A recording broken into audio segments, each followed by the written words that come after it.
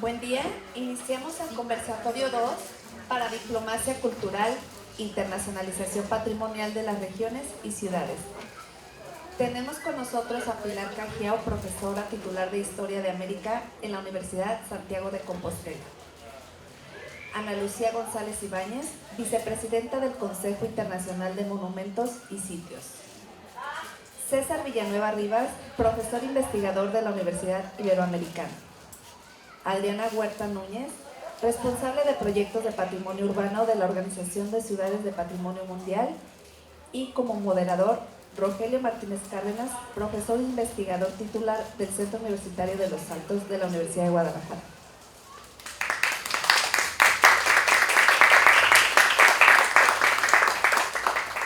Bueno, muchas gracias a RAI y a CULAB por organizar este evento, y dando continuidad a lo que ya iniciamos hace un momento. Ahora hablaremos del patrimonio cultural, que es un valor muy importante y que se ha utilizado mucho para promover la ciudad, y sobre todo en aspectos turísticos el patrimonio cultural se ha utilizado bastante. Entonces, me gustaría que empezáramos a dialogar con una pregunta general. Cada uno de ustedes me dé su opinión y poniendo algunas ideas en común, ¿no?, sobre este tema. ¿De qué manera se inscribe el patrimonio en la proyección internacional de un territorio? ¿Quién iniciaría? Adelante. Ahí está el otro micrófono. Buenos días a todos. ¿Escucho? Ya. Pues buenos días a todos. Otra vez un gusto estar con ustedes conversando en esta mesa. Gracias por la invitación, Seúl Lagos, doctor Freddy. Y pues bueno, es entrar de lleno en este tema. Me gustaría también hacer un vínculo con lo que habíamos discutido en la anterior presentación, porque parecería que es algo completamente opuesto a lo que se discutió, pero hay muchos vínculos, al menos yo lo encuentro así.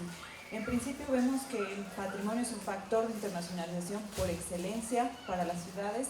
¿Por qué? Porque permite crear estos vínculos a lo internacional, que la ciudad sea reconocida por todos estos atributos que tenga, y sobre todo también crea la identidad que da fondo al patrimonio, crea también este vínculo con la población civil, con la sociedad, y es algo muy interesante porque todo esto que se discutió anteriormente llega y atañe completamente a la sociedad civil. Entonces, en la práctica vemos que el patrimonio, al final, lo podemos definir, estos objetos, prácticas, sea tangible, intangible, podemos definirlo así, crea todo un sistema en el que diferentes actores van a fusionarse, van a colaborar y están motivados a tener una internacionalización a través del patrimonio. Pero vemos que también hay ciudades que, además de que se dan a conocer a través de estos símbolos, de esta identidad, arquitectura, monumentos, etc., existen también estrategias que van a utilizar el marketing propiamente territorial, utilizando el patrimonio, y así va a ser mucho más fácil identificarlas. Sin embargo, me gustaría señalar que este tipo de estrategias basadas en el patrimonio tienen muchas consecuencias que exacerban desigualdades que ya existen en el territorio, o que incluso crean nuevas desigualdades, sobre todo cuando hablamos del ámbito urbano. ¿Y qué pasa? Ahorita, bueno, en el ámbito académico mencionamos muchísimos conceptos que tienen que ver con estos efectos negativos de esta internacionalización mal llevada. Es decir, vemos una museificación, disneylandización, gentrificación, turistificación, boutiquización, y así podría seguir con todos estos efectos que son efectos adversos de una internacionalización que no considera la manera en que el territorio o que los actores sociales viven en ese territorio. Por eso es que las ciudades estén dedicadas únicamente a los visitantes, que las ciudades estén dedicadas únicamente a la atracción de inversiones, y que se invierta en infraestructura que no tiene una orientación residencial, es uno de los efectos adversos. Y en ese contexto, pues necesitamos generar condiciones para replantear estas estrategias de internacionalización, para poder incorporar una visión mucho más amable, mucho más funcional, porque al final no es posible tampoco suprimir o quitar esta visión de necesitamos desarrollo. Hay ciertos contextos locales que necesitan del turismo, necesitan de inversiones y necesitan de esta atracción de inversión a través del patrimonio, pero hay que ver de qué forma se soluciona. A mí me parece que hay tres pistas, me gustaría discutir obviamente estas tres pistas de solución con respecto a este uso del patrimonio y estos efectos adversos. En principio, una de ellas es situar un enfoque socioespacial, es decir, ver que por más que sea un patrimonio intangible, necesita haber un contexto social, necesita haber todo ese entramado de relaciones sociales dentro de los centros históricos, en el contexto urbano. Cuando vemos que el tejido urbano está alrededor de un monumento, existen ciertas relaciones sociales que ahí hay. Por darles un ejemplo, hay muchos organismos internacionales que pueden financiar, que dan financiamiento a intervenciones urbanas que hacen que una plaza pública tenga una mejor visibilidad, que tenga cierta restauración, pero lo que hacen cuando no se hace un estudio, cuando no se analiza realmente el contexto de esta plaza pública, de este tipo de monumentos incluso, se quitan todas las relaciones sociales que existían en esta plaza, en este espacio, y hace que todo el sentido, el contexto del patrimonio como valor, como identidad y como algo que vive, que no es algo que ya quedó en el pasado y que es parte de la historia y que ya no surge, en este momento se quita todo ese trasfondo y queda completamente vacío de significado en muchas ocasiones. En un segundo lugar, me gustaría mencionar las alternativas a esto. Cuando una ciudad necesita, un territorio necesita buscar de qué forma generar este recurso, vemos que surgen últimamente estas visiones de post-turismo o de turismo regenerativo, es decir, todo lo que se aleja del turismo de masas, que es visto como una cosa perversa que afecta el contexto y la calidad de vida de los habitantes. Entonces, este tipo de turismo lo que plantea es una experiencia que va más allá de la fotografía, del patrimonio como decoración, sino involucra a las personas, a los visitantes, a tener un enfoque mucho más amable, mucho más colaborativo, y sobre todo los mismos habitantes pueden plantear ese tipo de circuitos o de iniciativas de turismo. Y un último elemento sería el trabajo en red y cooperación, es decir, muchas ciudades se enriquecen de esta internacionalización porque pueden identificar problemas, obviamente problemáticas comunes, pero también pueden identificar soluciones comunes y dicen, bueno, a mí me funciona esto, puedo adaptarlo a mi contexto y con eso puedo seguir trabajando y haciendo creando mejores condiciones para estos contextos urbanos que comparten las mismas problemáticas.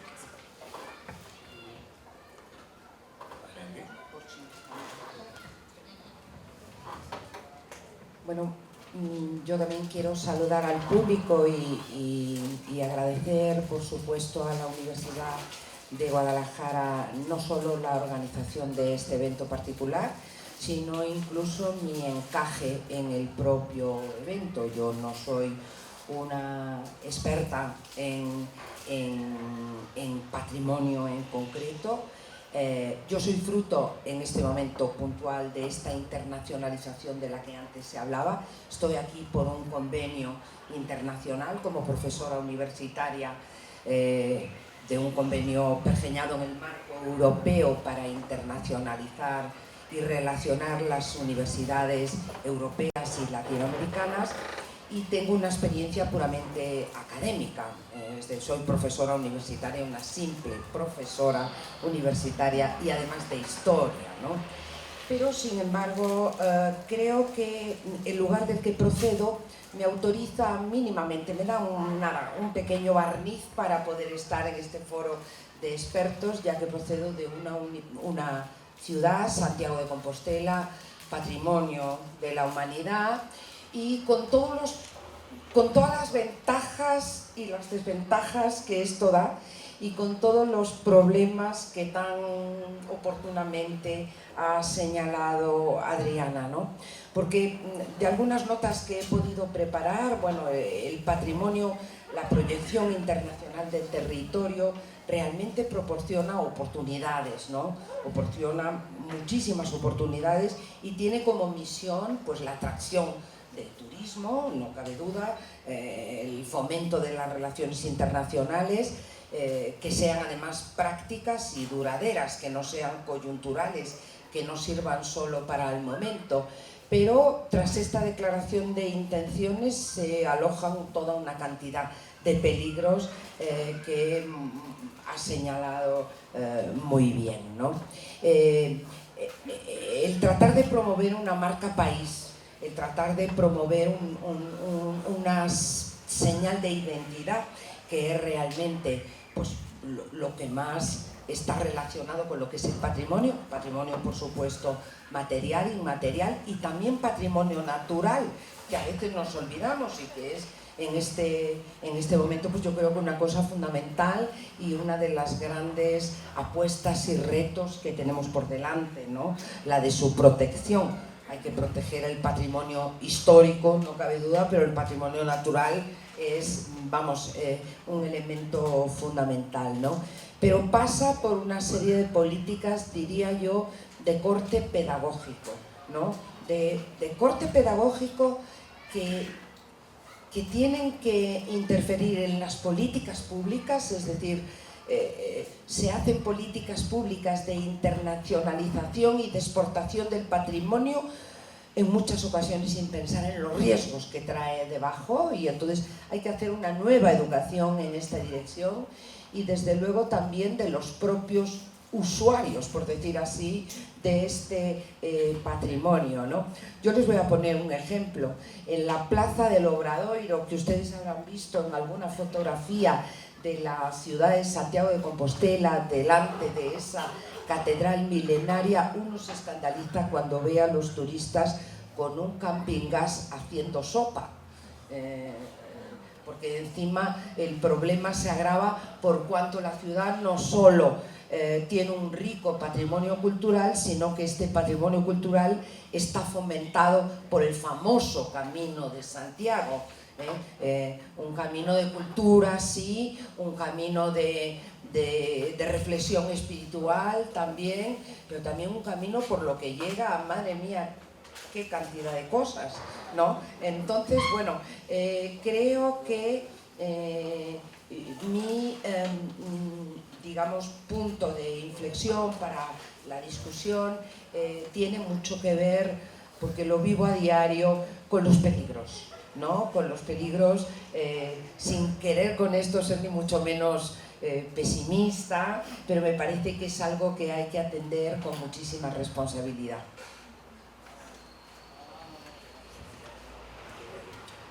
Pues una vez más saludar a toda la audiencia, es un placer tenerlos aquí, que nos dediquen el espacio para unos minutos de su atención y que estén presentes. Nos da mucho gusto a los organizadores del evento, ya lo hemos dicho varias veces y para mí es un honor también compartir esta mesa con todos ustedes. Yo voy a hacer un giro epistemológico a la manera como un poco se ha estructurado esta mesa y parte del debate que hemos tenido, un tanto cuanto disruptivo, quiero decirlo, pero creo, al final de cuentas, espero que pueda transmitir la idea central de lo que estamos tratando. Cuando hablamos de patrimonio cultural, quisiera detenerme primero en la parte de lo cultural y de ahí desarrollar un concepto que creo me parece importante para poder conectar las discusiones que estamos teniendo hoy y que tuvimos ayer. La primera cuestión hoy en día, no sé si la audiencia tiene idea de cuántos conflictos internacionales en el mundo hay abiertos hoy entre países. ¿Un aproximado? De acuerdo al índice de paz global son 57. Se puede uno poner a discutir si son menos o son más, dependiendo cómo se tomen. Algunos pueden ser conflictos interestatales, con un pequeño componente internacional, etc. Desde la Segunda Guerra Mundial, no habíamos tenido tantos conflictos abiertos en el mundo. Y no me voy a referir a los grandes que todo el mundo conoce y sabe, donde todo el tiempo estamos perdiendo personas, vidas, donde hay gente que sufre, donde hay gente que no tiene que comer, donde hay una serie de enormes desventajas. De ahí parto a esta otra cuestión que me parece muy importante. El rey Luis XIV, el rey Sol, el Estado soy yo, decía, el último recurso de los reyes es la guerra, y lo manda a inscribir en los cañones cuando desarrollaba la guerra. Es decir, nosotros entramos en guerra porque es nuestro último recurso, no nos queda otros, y es la manera de zanjar nuestras diferencias. Un buen amigo, Richard Arndt, decía, si el último recurso de los reyes es la guerra, ¿cuál sería el primer recurso de los reyes antes de llegar a la guerra? ¿Qué deberíamos haber hecho antes como el primer recurso, no como el último recurso? Y la respuesta estaba en la cultura. Es decir, ¿cuándo perdimos la oportunidad de entendernos como sociedades, como civilización, como seres humanos? ¿En qué momento dejamos de desarrollar los objetivos que nos traza un sentido civilizatorio para no llegar a ese último recurso de los reyes, que es la guerra, y empezar por el primer recurso de los reyes, que debería ser la paz y la cultura? Quiero articular ahí un elemento muy importante. La UNESCO, la Organización de las Naciones Unidas para la Educación, la Ciencia y la Cultura, tiene como mandato principal hacer todas las acciones conducentes culturales para producir paz en el mundo. Y desde esa perspectiva, la cultura es una herramienta de paz. Cuando hablo de los conflictos abiertos que hay en el mundo, cuando hablo de que no hemos ocupado el primer recurso de los reyes, estamos ocupando el último, pero no el primero, para desarrollar cultura. Creo yo que realmente estamos perdiendo el enfoque de lo que es muy importante acá. Yo pienso que estamos instrumentalizando mucho el mecanismo, que la marca país, que las inversiones, que el turismo. Todo eso me parece muy bien. Pues digo, voy a ser disruptivo y la parte epistemológica lo quería cambiar, pero realmente lo que está en juego aquí es la paz. Y deberíamos pensar cómo utilizamos todas estas herramientas para desarrollar una cultura de paz, que es el concepto que debería estar en el centro. Sí he escuchado a muchos de los colegas, los panelistas que están aquí, notoriamente Nahuel hace un momento en la mesa hablaba de la importancia de la paz, el desarrollo, los derechos humanos, etc. Pero no es una parte decorativa. Para mí es una parte sustancial el debate que tenemos que traer en el centro. Es decir, esto no es, ahí estará en algún momento, es el primer bien público al cual debemos defender y sin el cual no podemos hacer todo lo demás, es la paz. Entonces, de esa discusión, quisiera regresar a la otra parte quiero no irme sin dejarles un dato como internacionalista que soy. El año pasado se invirtió en guerra en el mundo 3.3 trillardos de dólares, es decir, 3.300.000 millones de dólares en armamento de todo tipo. Es decir, es gasto para guerra. Cuando ustedes suman lo que los estados invierten, esto es una cuestión estatal, en cooperación internacional, en cooperación cultural, en toda esta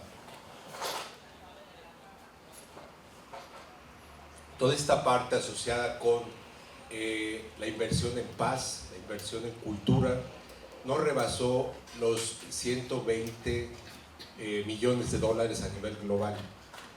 Son cifras desproporcionadas. Estamos invirtiendo más en guerra a nivel global y muy poco en paz. El primer recurso de los reyes es la paz, es la cultura. ¿Por qué? ¿Cómo queremos llegar a un sentido de paz si la inversión está haciendo en guerra? Entonces, decía yo, no quería dejar de lado esta discusión cultural importante, porque yo creo que el tema aquí era, todo esto que estamos haciendo, ¿para qué es? Pues no es para que se enriquezca un grupo, para que tome fama otra persona. Yo creo que aquí el tema central, al final, ulterior, lo que nos debe de llevar a todos a pensar es la construcción del bien público, paz, que normalmente se logra a través de un buen intercambio cultural, un desarrollo cultural y ejemplos muy concretos de actividades que nos hermanan, que nos unen, que nos dan capacidad de diálogo unos con otros.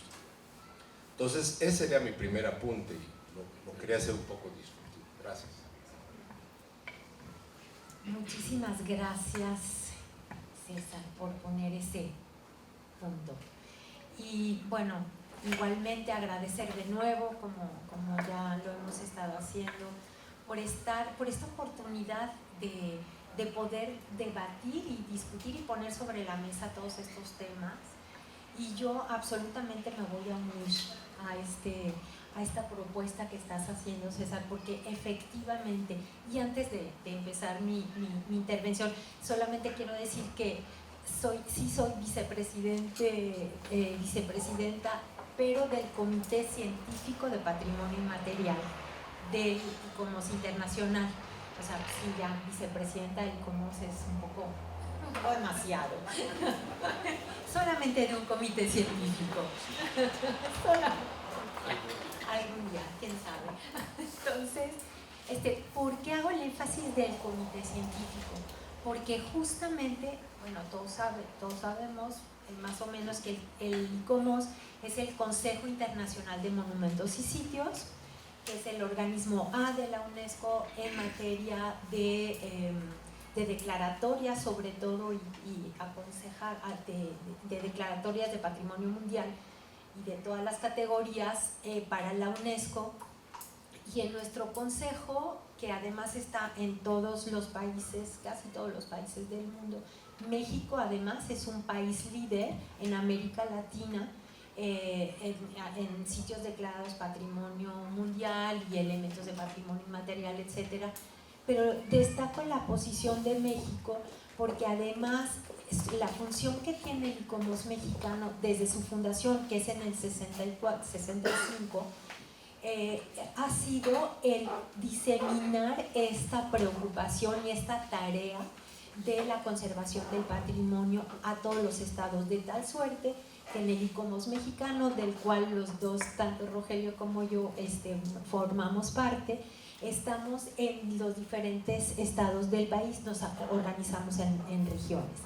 ¿Por qué hablar de esto también en un tema para seguir esta propuesta disruptiva que hace César? Porque efectivamente la tarea que nos toca es la promoción de la paz. La UNESCO convoca cada año a las conferencias intergubernamentales para hablar de los temas que tienen que ver con la conservación del patrimonio, con las listas las listas indicativas, etcétera. Y en la 9ª conferencia intergubernamental de patrimonio inmaterial, que fue en el 2014, o sea, hace 11 años, la primera de los statements, de las declaraciones fue: el patrimonio inmaterial es un vehículo de paz.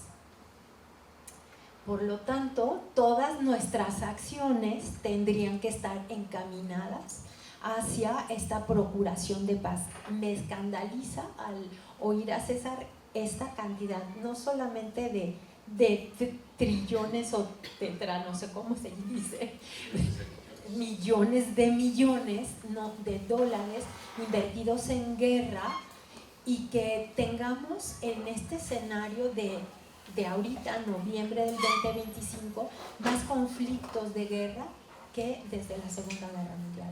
¿Qué significa eso?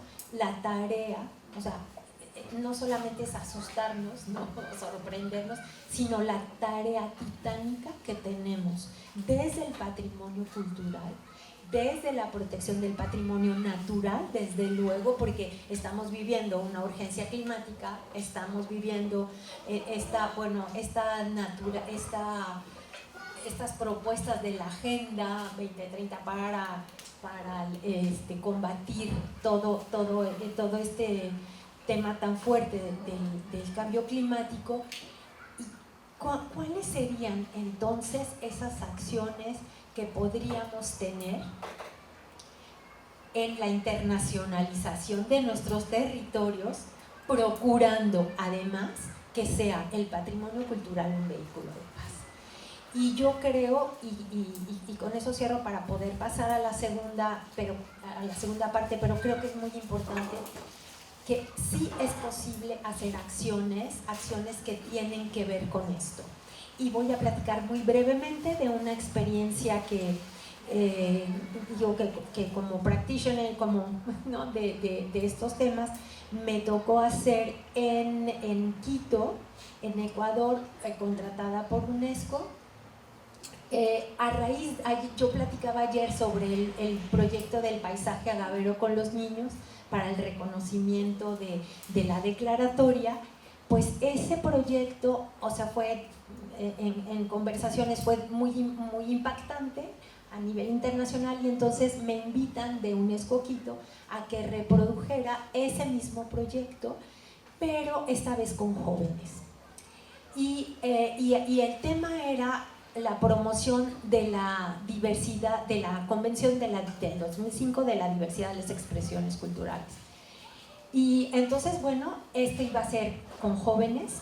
Hicimos una selección, nos llevó más o menos un año organizar, tampoco tan fácil. Pero en esta experiencia fue muy interesante porque justamente íbamos a trabajar con jóvenes entre 13 y 17 años que venían de zonas vulnerables, y además eso para mí también era muy importante. Si habíamos hecho en el paisaje agavero el trabajo con las escuelas más pobres, pues había que trabajar con los jóvenes más vulnerables. Y también todos sabemos la situación política del Ecuador, etcétera, etcétera. Y ¿cuál fue el resultado del taller y cuál era el propósito del taller? El propósito del taller era hacer saber, uno, desde luego los contenidos de la convención, pero dos, hacer saber que las industrias culturales podrían ser un vehículo de profesionalización de la actividad creativa que los jóvenes tenían para que se convirtiera en un sustento de vida, y por lo tanto encaminar sus vidas, ¿no? Sus proyectos de vida hacia proyectos que tuvieran más que ver con la construcción de la paz al final de todo, pero a través de los procesos creativos encontrar estos vehículos para decirle a la sociedad, sí es posible. ¿Cuál fue el resultado a 10 años de distancia? Porque platicarles toda la experiencia es largo, pero es divina y muy impactante. Que uno de los jóvenes que era de la parte de Esmeraldas, de la región de Esmeraldas, que era el único muchacho afrodescendiente, con sus cabellos chinos y era súper alegre y todo, él quería hacer música, no había podido hacer música. Y en ese momento él se empoderó, como se dice ahora, y entró a la escuela de conservación y tuvo una beca porque era buenísimo, resultó ser muy bueno, se fue a Berlín, formó parte de la Sinfónica y hoy día acaba de regresar a Quito y forma parte de la Sinfónica. El lugar, y eso es nuestro contexto nacional ahorita, lo que estamos viviendo, cómo nuestras acciones y en la internacionalización, el tema de las industrias culturales que forma parte de las estrategias puede ayudar a los jóvenes que ahorita en el contexto mexicano están siendo presa de todos estos temas tan fuertes del narcotráfico y demás, del crimen organizado, porque además es todo esto, cómo eso puede servir para la construcción de paz. Y yo aquí lo dejo para que podamos pasar a las... Muchas gracias. Creo que ha sido muy rico lo que se ha planteado, ¿no? Cómo la cultura tiene muchas aristas y cómo realmente la cuestión es que nosotros vivimos la cultura, ¿no? Y hablamos de la violencia en mayúsculas que planteaba César, pero también hablábamos de la violencia en minúsculas, ¿no? Estos espacios de vida que tenemos que son tomados por turistas y empresas para explotar el patrimonio, dejando a los habitantes de las comunidades sin poder hacer uso de ellos, ¿no? Entonces, ahí empezamos a tener un gran conflicto entre la conservación del patrimonio y la utilización para la internacionalización de las regiones, ¿no? Pues, debido a que tenemos poco tiempo, ¿verdad? Pues les pediría que si ahora sí, más estrictos, un máximo de 4 minutos, ¿verdad? Pilar, ¿nos podría decir, a partir de la academia, cómo se pueden desarrollar políticas públicas para apoyar la paradiplomacia y mantener la sustentabilidad del patrimonio? En mi tierra se dice que la pregunta tiene bemoles, es decir, que no es de fácil respuesta en absoluto. Desde mi punto de vista, y por lo menos en mi país, la academia vive muy disociada de la sociedad, cosa que aquí veo que está notablemente atenuada, por no decir que hay una feliz convivencia entre la academia, por lo menos lo que he podido observar estos días en la Universidad de Guadalajara, y no es gratuito el piropo, pero la academia tiene no solo la responsabilidad, sino la obligación de recabar los datos, de codificarlos, de reconocer cuáles son los puntos nodales de la problemática, de elaborar el informe y de asesorar con ello a los poderes públicos precisamente para que reconozcan dónde son los puntos en los que hay que actuar y cuáles son las prácticas que hay que corregir. Es decir, esta universidad que vive completamente alejada de este tipo de problemáticas, me parece a mí que debería dejar de existir, ¿no? O sea que creo que, resumiendo muy mucho, ¿no?, debe de proporcionar los fundamentos teóricos, por lo menos. La academia no está para actuar directamente con acciones concretas, pero sí para, digamos, proporcionar los cimientos, los fundamentos teóricos de las posteriores actuaciones, ¿no? No quiero extenderme más porque sé cómo vamos, pero me parece que es la misión fundamental y sobre todo dejar de impartir contenidos, digamos, contenidos, este es el asunto, contenidos en sus proyectos docentes, ¿no? Contenidos, bueno, yo vengo del campo de la historia, así que se pueden estar ustedes imaginando de lo que estoy hablando, o sea, contenidos en mi campo de fechas, de no sé qué, no, eso no vale absolutamente para nada.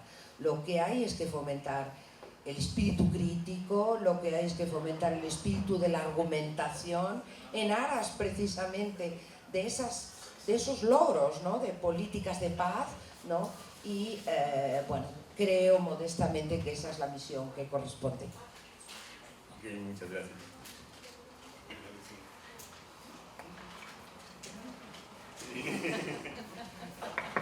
¿Cómo podemos hacer para conservar el patrimonio, pero a la vez aprovechar el patrimonio para la internacionalización de las regiones? Sí, o sea, lo voy a decir en dos momentos porque no quiero dejar este hilo que me parece muy importante, el tema de la construcción de la paz. O sea, cómo la primera estrategia, y que lo hacemos los que nos dedicamos a la conservación del patrimonio, pero no lo socializamos, y ciertamente la academia es fundamental en esto, ¿no? O sea, el primer punto es cómo socializamos la identificación de los atributos y de los valores del patrimonio cultural y natural. ¿Cómo socializamos?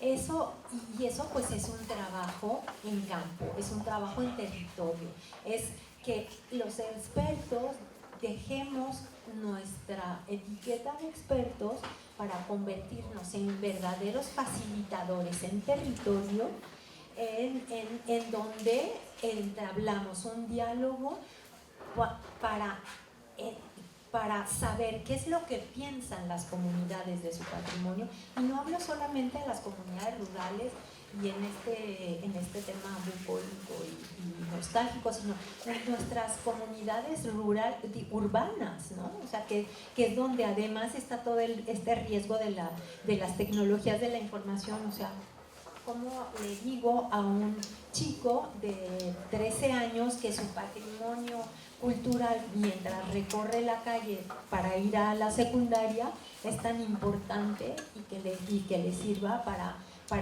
ser un vehículo de identidad, pero también a lo largo de construcción de paz?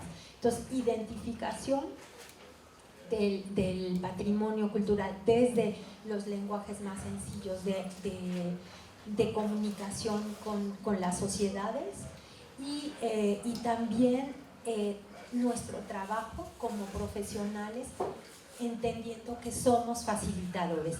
Ahí, al tener esos dos enganches, nos permitirá buscar los cómo en las estrategias de internacionalización ya desde los gobiernos locales y todo lo que se ha hablado en esta mesa. Bien, muchas gracias. César, este planteamiento que has hecho sobre la cultura de paz creo que es muy importante. ¿Cuáles son los elementos desde el punto de vista de la cultura y el patrimonio para hacer narrativa de internacionalización de la región? Bueno, muy buena pregunta. Yo creo que yo soy un poco un fundamentalista cultural, quiero decirlo. Entonces, partiría de que la cultura es importante por sí misma, más allá de la parte utilitaria que pueda tener después hacia la industria o hacia la proyección internacional. En fin, yo creo que la idea inicial de tener a la cultura como un recurso vital es central. Pero habiendo dicho esto, yo creo que particularmente me afilio yo a que para desarrollar esta cultura de paz es muy importante tener acciones que tengan congruencia. Cuando uno visualiza algunas formas de proyectar el patrimonio hacia el exterior a través de campañas de poder suave o de marca país, te das cuenta que se miente hacia afuera diciendo cosas que no están ocurriendo en el patrimonio interno del país. Se exacerba un modelo comercial de marketing donde la gente llega al lugar y se encuentra con que no es exactamente lo que le habían contado, o que realmente era una campaña simplemente de propaganda. Yo creo que la congruencia ahí es muy importante. Hay muchos ejemplos, aquí hay muchos expertos que lo pueden tomar, que saben, conocen cosas muy precisas. Entonces la congruencia es ahí, pero también nosotros, creo yo que en el campo de la diplomacia cultural tenemos que ser como más claros en democratizar la representatividad de quienes tienen acceso a la exportación, a la visibilidad exterior. Lo digo con mucha pena, pero en México por muchos años fue un grupo y un segmento de élite cultural quienes se proyectaban al exterior como los símbolos, los referentes de México, etc. Y yo creo que esa captación de ciertas personas o grupos o estilos artísticos tendría que romperse ya, y tendríamos que diversificarlo tanto en género como en regiones, como en apuestas por lo popular, por lo ancestral, sin tipo de folclore que a mí me da mucha preocupación siempre en esta cuestión cuando hacemos diplomacia cultural exterior, cae en lo que se conoce como el efecto del orientalismo, orientalizar nuestra cultura, haciéndola parecer algo que no es para que venda y sea atractiva y todo. Por eso decía que quería ser disruptivo, pero regresar un poco a lo que se está discutiendo aquí. Yo creo que el camino es ir a través de lo local, porque si lo dejamos esto en la parte de las élites, hay un sentido de reproducción de las élites, de hacer lo mismo otra vez. Oye, yo tengo una prima que en San Ángel que pinta paisajes muy bonitos, le pueden hacer una exposición en París, digo porque así ha pasado. Sí, como no, yo conozco al agregado cultural, entonces se vuelve un mecanismo realmente muy pernicioso de no establecer una estrategia. Tendría que, además, mi papel como académico, ser muy crítico que lo que está haciendo hoy la Secretaría de Relaciones Exteriores de México en el campo de la diplomacia cultural es penoso, es la disolución del campo cultural y la diversificación en otras áreas, cuando la diplomacia cultural de México tiene un abolengo, una historia, una tradición que ahora están desmontando totalmente. Eso, ¿sí? Con eso cerraría. Ok, para terminar, Adriana, hay espacios que tienen un gran potencial, ¿no?, para ser internacionalizados. Ciudad Patrimonio es uno de ellos, que es el mismo caso de Santiago, que es Ciudad Patrimonio, ¿no? Pero luego también tienen, y hablaba Pilar del conflicto, de esta masificación turística que llega y pone en riesgo ese patrimonio. Pero hay otros espacios que no tienen ese potencial, y cómo internacionalizar también estos otros espacios, y qué actores son los que deberían participar en todo este proceso. ¿Ah? Porque hemos hablado que, o sea, se hace desde la élite, ¿no? O sea, la sociedad, ¿qué papel juega ahí? Gracias por tu pregunta, Rogelio. Pues yo quiero ser muy crítica en este aspecto y corro el riesgo de que mis compañeros, mis colegas internacionalistas y paradiplomáticos me vayan a linchar cuando salga de esta sala, pero quiero ser muy crítica porque, pues sí, efectivamente, desde 1990 vemos que esta internacionalización, la promoción del territorio comienza a tomar un campo muy importante en la agenda de los gobiernos locales. Después, en el año 2000, vemos que hay con cartas de la UNESCO que empiezan a decir, bueno, hay esta conexión entre patrimonio y desarrollo, y entonces los gobiernos locales empiezan a decir, bueno, adoptemos este enfoque y hacia allá vamos. Pero hay tres cosas, bueno, no tres, yo diría unas 4 cosas que no se discuten bien y que falta mucha reflexión. La primera es las escalas y los actores que participan en ella. No es lo mismo hablar, por ejemplo, de internacionalizar una ciudad capital o internacionalizar una ciudad periférica. No es lo mismo pensar en espacios en la ciudad que reciben completamente el peso de esa internacionalización, como los centros históricos, o pensar que hay partes de la ciudad, distritos que fungen como ese conector entre lo global y lo local, porque tienen las telecomunicaciones, porque reciben estas corporaciones multinacionales que se establecen ahí y que entonces comienzan a tomar un partido muy interesante en temas económicos. La segunda cosa son las dinámicas entre el ámbito político y espacial, porque al final cuando se crea una política muchas veces hay una desvinculación entre dónde recae, lo mismo que decía, el centro histórico, sí, pero hay gente que vive ahí y hay gente que no es un museo.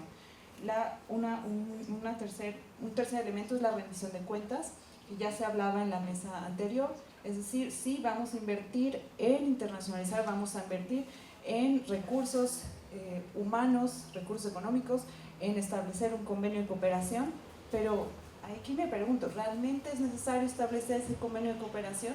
O sea, hay formas y hay otras maneras de poder establecer esa cooperación, pero si vemos, no quiero decir ejemplos, pero bueno, sí lo voy a decir. Exacto, hay por ejemplo ciudades que están rebasadas por ese éxito. Es necesario establecer un convenio con la UNESCO para decir hay que ampliar la cobertura, hay que ampliar los barrios que se van a promover como ciudad creativa, que fue lo que hizo la Ciudad de México cuando al final pues, ya había esta gentrificación, transnacional en ciertos barrios. Es necesario poner a Oaxaca, implementar alebrijes, a yo qué sé, cuando hay ya un serio problema. Entonces, ¿es necesario seguir haciendo eso? Es una pregunta, no tengo la respuesta, yo solo dejo la reflexión. Y un cuarto elemento que me gustaría también señalar es la desigualdad a nivel internacional entre territorios, ciudades que pueden acceder a este estatus patrimonial de la UNESCO, porque sabemos que la UNESCO es una institución que reconoce, y para las ciudades ya es un garante de decir, hasta aquí me posiciono y me permite tener una proyección internacional magnífica, pero hay ciudades que no pueden acceder a eso. Hay ciudades que simplemente para poder llevar el dossier al UNESCO y decir esto vale la pena ser reconocido, se necesitan recursos financieros, recursos humanos, que no todas las ciudades lo tienen. Y eso es una desigualdad, y eso hace que hay ciudades que no puedan alcanzar ese estatus, al menos a nivel internacional, cuando pues al final tiene un valor patrimonial. Entonces, bueno, esas son las reflexiones que me gustaría obviamente seguir hablando, pero sé que tenemos poco tiempo. Muchas gracias, sí, efectivamente tenemos muy poco tiempo porque tenemos que seguir con las siguientes mesas. Efectivamente, la cultura plantea un gran problema para la internacionalización, ¿no? Creo que ya han quedado claras algunas cosas. Luego tenemos dos ciudades cuando las internacionalizamos, ¿no? Aquella que recibe el apoyo que vendemos y la ciudad que vive la comunidad local, que muchas veces no tiene que ver con esos espacios, ¿no? Y la cuestión esta de cómo narrar realmente la cultura para que genere paz, ¿no? Que genere paz a nivel internacional, pero a nivel local también, porque luego vienen los conflictos, ¿no? De las diferencias culturales, donde empezamos a recibir toda esta gente, producto de la internacionalización que hacemos de los espacios, y luego hay espacios que pierden muy rápido ese valor de internacionalización, ¿no? O sea, los espacios naturales, ¿no? Entonces, la cultura viva, o sea, empezamos a contaminar y a transformar esa cultura viva que deja de ser lo que fue, ¿no? Y es por lo que de algún momento atrajo a la gente acá, a la ciudad, ¿no? Entonces creo que, pues, muchas gracias. Son retos muy importantes que tiene la internacionalización a través de la cultura, y creo que hay mucho por discutir todavía, ¿no? Gracias a todos ustedes.